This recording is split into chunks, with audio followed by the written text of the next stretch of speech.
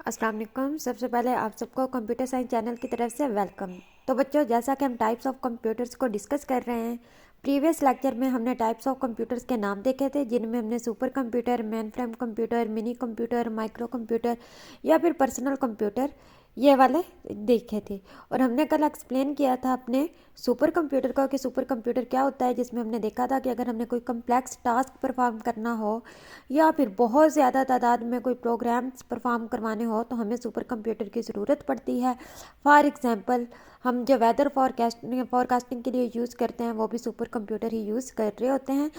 इसी तरह आज मैं डिस्कस करने जा रही हूँ आप सबके साथ मेन फ्रेम कंप्यूटर को कि मेन फ्रेम कंप्यूटर क्या होता है। अ main frame computer is a large computer. बच्चे, मेन फ्रेम कंप्यूटर जो है वो भी एक बहुत बड़ा कंप्यूटर है जो कि हमारे पास डाटा भी वो जो बहुत बड़ी अमाउंट में हमारे पास होता है उसको रैपिडली प्रोसेस करता है। अब देख लें, a mainframe computer is a large computer capable of rapidly processing massive amounts of data at high speed. Mainframe computer भी डाटा को बड़ी अमाउंट में प्रोसेस कर रहा होता है और रैपिडली प्रोसेस कर रहा होता है। ना सिर्फ रैपिडली और बड़ी अमाउंट में प्रोसेस कर रहा होता है बल्कि इसके साथ साथ इसकी ये भी कैपेबिलिटी है कि ये डाटा को हाई स्पीड में जो है वो प्रोसेस कर रहा होता है। इसकी स्पीड बहुत ज़्यादा हाई होती है main frame computers by definition. अगर हम मेन फ्रेम कंप्यूटर को डेफिनेशन के हिसाब से देखें तो हम इसकी डेफिनेशन इस तरह लिख सकते हैं कि mainframe computers are computers that have a lot of memory, जिसके पास बहुत ज़्यादा मेमोरी होती है, एंड प्रोसेसर्स, और बहुत ज़्यादा प्रोसेसर्स होते हैं। बच्चे, अगर हमारे पास एक कंप्यूटर में काफ़ी ज़्यादा प्रोसेसर्स यूज़ हो रहे हों तो हम उसको मल्टी प्रोसेसर कंप्यूटर भी कहते हैं, मल्टी प्रोसेसर का नाम भी देते हैं। So they can do billions of transactions. जब बच्चे हमारे पास बहुत बड़ी मिकदार में मेमोरी मौजूद होगी, मेमोरी अवेलेबल होगी, और जो हमारे पास प्रोसेसर्स हैं वो भी मल्टी प्रोसेसर्स होंगे, तो क्या होगा कि बिलियंस की जो ट्रांजैक्शंस हैं वो बहुत ही कम टाइम में एग्जीक्यूट हो जाएंगी, प्रोसेस हो जाएंगी। ये सारे का सारा फंक्शन जो परफॉर्म करता है इसको हम मेन फ्रेम कंप्यूटर का नाम देते हैं। फिर से देख लें, mainframe computer are computers that have a lot of memory and processor so they can do billions of transactions.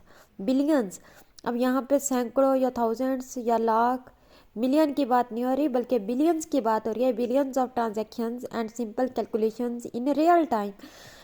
तो बच्चे, इस चीज़ से आप लोगों को अंदाज़ा हो गया होगा कि मेन फ्रेम कंप्यूटर कितना पावरफुल कंप्यूटर है कि बिलियंस ट्रांजैक्शंस को जो है वो थोड़े से टाइम में प्रोसेस कर देता है। अगर हम इसके यूजेस की बात करें कि हम मेन फ्रेम कंप्यूटर को कहाँ पे यूज़ करते हैं, इसका आप लोग डेली लाइफ में भी यूज़ देखते हैं। इंस्टीट्यूशंस में हम इसको यूज़ कर रहे होते हैं, कॉलेज में जो स्टूडेंट्स का डाटा वगैरह होता है उसको एंटर करते हैं, जो सारा रिकॉर्ड रखते हैं, ये सारा का सारा किस में हो रहा है, मेन फ्रेम कंप्यूटर में हो रहा होता है। किसी चीज़ को रिसर्च करते हैं तो हम मेन फ्रेम कंप्यूटर का यूज़ कर रहे होते हैं।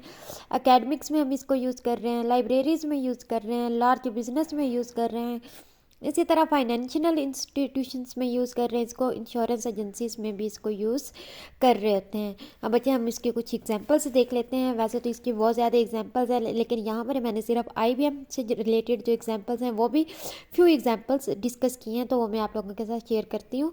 IBM Z कैटेगरी को हम देखते हैं कि IBM Z जो मॉडल्स हैं वो मेन फ्रेम कंप्यूटर में कौन कौन से यूज़ होते हैं। बच्चे, IBM Z13, IBM Z14, 15, 16, as well as the IBM Z Enterprise, IBM System, Z10 etc. ये सारे के सारे जो हैं हमारे पास मेन फ्रेम कंप्यूटर में यूज़ होते हैं। उम्मीद करती हूँ कि आपको आज की वीडियो की समझ आ गई होगी। अगर वीडियो अच्छी लगी है तो लाइक के साथ सब्सक्राइब ज़रूर करते जाइएगा और साथ लगे बेल आइकन को भी प्रेस करते जाइएगा ताकि मेरी हर नई आने वाली वीडियो आपको मिलती रहे। इसके साथ बच्चों, अगर किसी चीज़ की आप लोगों को समझ नहीं आई तो कमेंट सेक्शन में आप लोग क्वेश्चन अपना रेज कर सकते हैं।